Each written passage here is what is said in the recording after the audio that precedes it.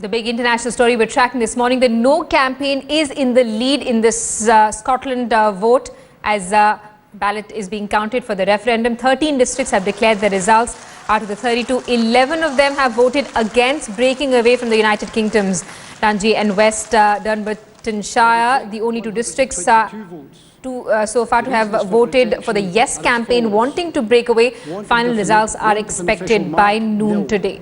Voting in favour of both answers, 18. Let's get a word from former diplomat Rajiv Dogra, who's with us live from the national capital. Good morning, Mr. Dogra. Closely watching those developments in Scotland. It's been a spirited and emotional campaign. What do you make of this referendum and the No's leading the campaign at this stage?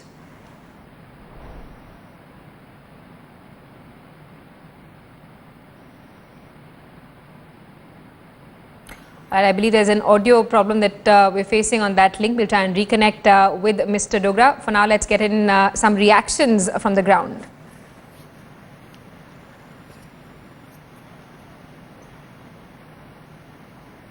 I voted yes because I think Scotland will be more democratic.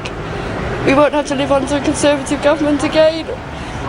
Because I love Scotland and I want it to just remain the same. And I don't trust Alex Salmond. Simple as. Because I love Scotland and I want it to just remain the same. And I don't trust Alex Salmond. Simple as. I voted yes, and it's mainly from the educational thing. I've been told that we are going to lose our free education should we vote no. So that was my main thing. Obviously, there's a lot to do with the NHS and things like that as well. I've heard about privatisation of companies and things like that, so that was important to me too.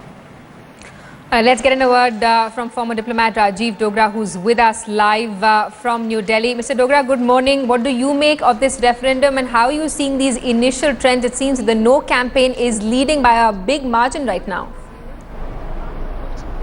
Well, good morning, and I think the man who would be extremely relieved would be David Cameron, because he was almost in tears 2 weeks back when he realized that he had not done anything and the Yes campaign was taking a lead. Then Gordon Brown stepped in. He was the previous Prime Minister, the man who Cameron replaced. Gordon Brown stepped out from his semi-retirement and then went against Scottish National Party, which is the one which is leading the pro-Scotland independence campaign, the Yes campaign. I must say that Gordon Brown's has been a magical touch. He's transformed, electrified the entire campaign for the Union, and he seems to have succeeded. It is still too early to predict anything because it's a tight race, but the early trends are certainly to stay on with the Great Britain and its Union. So let's see how it goes, but it's a seesaw battle. And Mr. Dogra, you're saying that David Cameron was literally in tears when it came to this discussion about Scottish freedom. Why is it that that the Prime Minister has been so worried? How is it of cause of concern to him, and how is his government likely to be impacted because of this? Well, I don't think he was paying too close an attention with all his troubles about the ISIS and various other issues in West Asia. I don't think he was paying too much of attention to what was happening in the Scottish sentiment till he realized from an opinion poll that it was almost swinging in favour of the Yes voters. The last opinion poll before he rushed to Scotland had almost given Yes votes a majority by a few thousand votes. So that is when he went there, made an emotional appeal, and was literally in tears because his personal reputation was at stake, and he would have been proved to be an ineffective Prime Minister who gave away Scotland.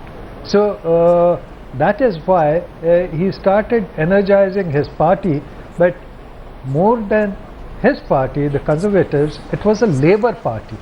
A Labour Party and its leader, the former Prime Minister, as I said, Gordon Brown, who transformed the nearly yes from a possible no, which means that Scotland would stay with England and Great Britain and that the people, the Scottish National Party, which is the leading party in Scotland and which is the one which is in favour of the yes vote, meaning that they want independence from the Great Britain.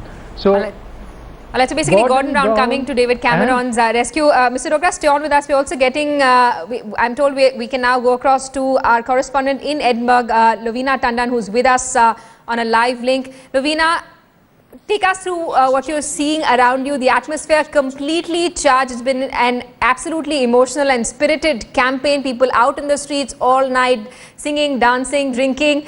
What's happening right now, as the initial trends indicate that most of Scotland is voting in favour of staying with the United Kingdoms? Yes, the most amazing thing is that whatever you spoke about, the euphoria, singing, dancing and everything, it's been done by the Yes campaign as of now, wherever I am outside the Parliament. And the No campaign people are not out and about. And I'm just told that they did come in sporadic sprinkles, but they were driven out by the Yes campaign people. So it's really the Yes campaign, and that too the younger crowd who have come out and have been out all night, pubbing, drinking and having pizzas in the morning. It's not yet morning, actually 4 in the morning. So yes campaign out there, but No campaign who's leading the entire trail is not yet out and about. Absolutely. Results for all the 32 districts to be announced by noon this afternoon. Lovina, opinion polls before the vote had called it an extremely close call. They said the verdict would be on the edge of a knife, isn't it? Yes, it did, but it is not turning out to be so for some reason. And I can tell you, my reading is there are two reasons for this. The polls said that it is going to be very narrow, and at one point, 10 days before, the Yes campaign led the poll. It seemed that Scotland is going to be independent when all the leaders, including David Cameron, ran to Scotland. Now, why I think this lead, the No campaign has taken lead, is one, that of late, the Yes campaigners became quite aggressive. So people who wanted to say yes or did say no were intimidated by it. Many big business people have come out and said that even if there is a no vote, we're going to move out, because they felt very intimidated by saying no. Also, people who put posters of No campaign on their windows, sometimes in sporadic incidents, found their windows broken. So one reason could be that a lot of people who wanted to say no did not come out and say no. Either they said they're undecided, or they said that it is yes for them, just to be safe. The second thing is that 8 to 15% people were undecided, and it seems that these people have gone mostly and voted no. Now, we can't say yet what the clear result would be. It seems like the way it is going, 11 to 2 at this point in time, 11 constituencies voted for no and 2 for yes. It looks like that the result should be out by early hours between 7 and 9, because if the 50% mark is crossed by no, one could really say that it is going to be a no. But yes, at this point in time, no is leading, but yes campaigners are out celebrating. All right. So it seems that the pollsters got it wrong. It happens in India all the time. Mr. Dogra is with us on a live link from the national capital as well. Mr. Rajiv Dogra, how are these results important for India? Well, these results in a vicarious way could be very important in case Scotland decides to go independent, because then the case for UK to remain a permanent member of the Security Council would get that much weaker, because UK was a power once, that is when the UN was first set up, but today it is already a weakened power. Some people call it a second-rate power. But once Scotland were to move out, in case it moves out, then UK would have even lesser credentials to stay one of the 5 permanent members of the Security Council. But that, as I said, is a big if, because the trends so far are in favour of staying on with United Kingdom. But another interesting thing, that Scots have been fiercely independent despite being with UK for the last 300 years. They joined UK actually in 1707. They have also contributed 60% of United States president. 60% of the president of United States have been of Scottish origin. So if they are fiercely independent, they also have a stake in the politics in USA, and that is one reason why Barack Obama, who may not be of any Scottish descent, he may or may not be, but Barack Obama issued an appeal a few days back to the Scots to stay on with the Union. So the effect is much beyond United Kingdom. It has reached such levels as for Barack Obama to issue a direct appeal. And as far as India is concerned, we have another historical connection with Scotland. Most of the army soldiers of the British Army who were posted in India were from Scotland. And many of the East India Company people belong to Scotland. Right. So there is a historical connection.